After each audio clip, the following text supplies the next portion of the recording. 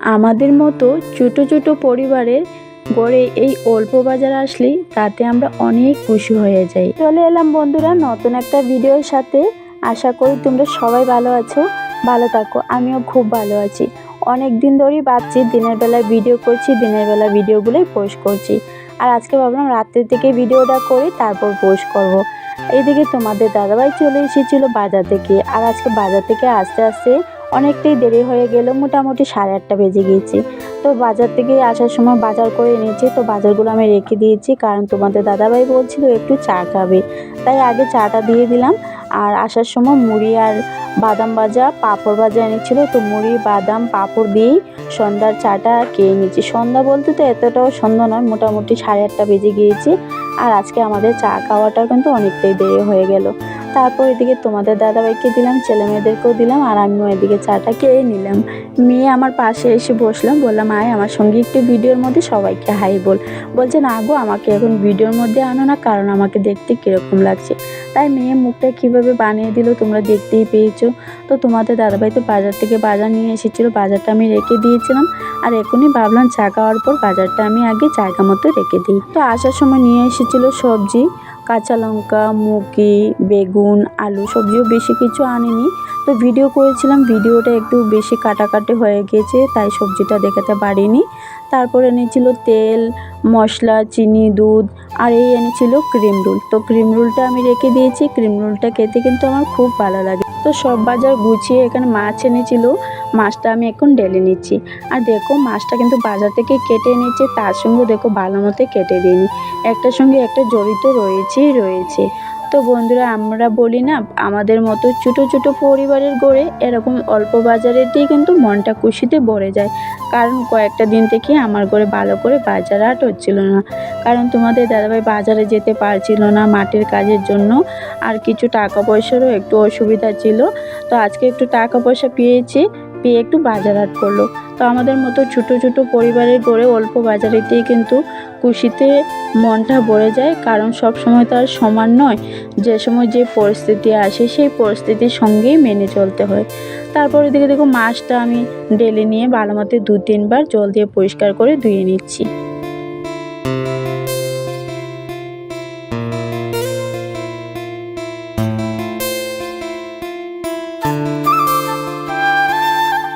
এই মাছটা থেকে অনেক তেল বেরিয়েছে। মাছের নাম হয়েছিল ভেটকি মাছ। ভেটকি মাছটা আমাদের ঘরে সবাই পছন্দ করে, খুব সুন্দর বড় বড় মাছের পিসটাও ছিল, তেলও বেরিয়েছে। তারপর আমি সোজা চলে গিয়েছিলাম রান্নাঘরে গিয়ে দেখো এখানে মাছের মধ্যে নুন হলুদ মাখিয়ে নিয়েছি। আর মাছের তেলের জন্য আমি এখানে কেটে নিয়েছিলাম পেঁয়াজ আর কাঁচা লঙ্কা। তারপরে দেখো চুলোর মধ্যে এতই আগুন হয়ে গিয়েছিল, তাই কিছু আগুন আমি বের করে রেখে দিয়েছি, না হলে মাছটা আবার পুড়ে যাবে। তারপরে এক এক করে তেলের মধ্যে মাছটা দিয়ে আমি নাড়াচাড়া উল্টে পাল্টে নিচ্ছি।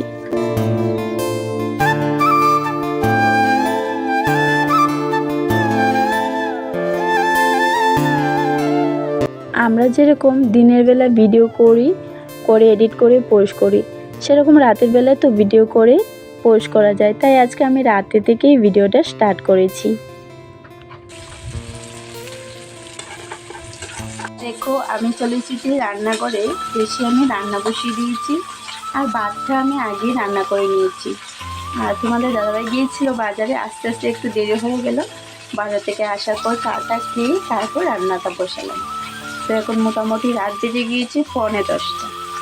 তো শর্টকাটে রান্না করে নিয়ে খাওয়া দাওয়া করে নেবো। তো আজকে ভিডিওটা আমি এখন পর্যন্তই রেখে দিচ্ছি, আবার সকালে ভিডিওটা শুরু করব। ততক্ষণের জন্য সব বন্ধুদেরকে বলছি গুড নাইট, শুভ সকাল বন্ধুরা, রাধে রাধে সবাইকে। তো আবারও চলে এসেছি সকালবেলা। তো এইদিকে আমার সকালে রান্নাটা করে নিয়েছি, করেই আমি চুলাটা একটু ভেবেছি লেপে দেব। তো এখানে আমি গোবর আর মাটি ভালো মতো মিক্স করে নিয়ে চুলাটার মধ্যে একটু লাগিয়ে দিচ্ছি। আর এই চুলাটা এতই বড় হয়েছে, অনেক কাঠ লাকড়ি লাগে এই চুলোর মধ্যে রান্না করতে। আমার একটা বাইরের চুলা ছিল, খুব ছোট্ট, এটার মধ্যে রাঁধতেও আমার ভীষণ ভালো লাগে, লাকড়ি কুটাও খুব কমই লাগে। আর কাকিমা তো কয়েকদিন ধরে বাড়িতে নেই, তাই কাকিমার রান্নাঘরেই রান্না করছি। আর কাকিমার চুলোটা এতই বড় ছিল, অনেক কাঠ লাকড়ি লাগে রান্না করতে। তাও ভাবি কয়েকটা দিন রান্না করিনি। এখন তো বৃষ্টির দিন, বাইরেও সবসময় রান্না করতে পারছি না।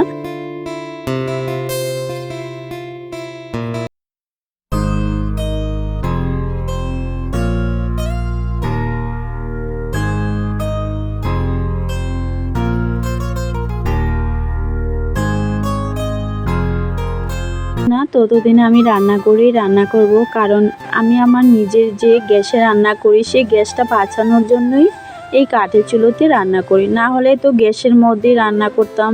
আর দেখো চুলো লেবো কি, এখানে দেখো এত বড় একটা গাঁথা করেছে। প্রতিটা দিনই মাটি দিয়ে বন্ধ করি, আবার গাঁথা করে দেয়। কিসে যে করে সেটাই বুঝতে পারি না। তো আজকে আর রান্নাঘরটা পুরো লেপলাম না, কারণ গতকালকে রান্নাঘরটা পুরো লেপে দিয়েছি, আর আজকে শুধু আমি চুলাটাই লেপেছি। এদিকে আমি সকালের জন্য আজকে বানিয়েছিলাম ভাত পোলাও। এটার মধ্যে পেঁয়াজ, কাঁচা লঙ্কা, আদা দিয়ে বেশি করে তেল দিয়ে ভাতটা আমি ভেজে নিয়েছি। সঙ্গে একটু হলুদের গুঁড়া দিয়েছিলাম, দেখতে সুন্দর হবে সেই কারণে। গতকালকেরই অনেকটা ভাত রয়েছিল, ভাবলাম নষ্ট করে লাভ নেই, এরকম বানিয়ে নিই, সবাই খেয়ে নেবে। তারপরে দেখো কালকে এত বৃষ্টি দিয়েছিল আর আমি অনেকটাই জামা কাপড় ধুয়ে দিয়েছিলাম। সেই বৃষ্টির কারণে আমার আর জামা কাপড়গুলো ভালো মতো শুকোয়নি, তাই আজকে একটু হালকা হালকা রৌদ্র উঠেছিল। তারপর আমার জামা কাপড়গুলো নিয়ে আমি বাইরে মেলে দিয়েছি।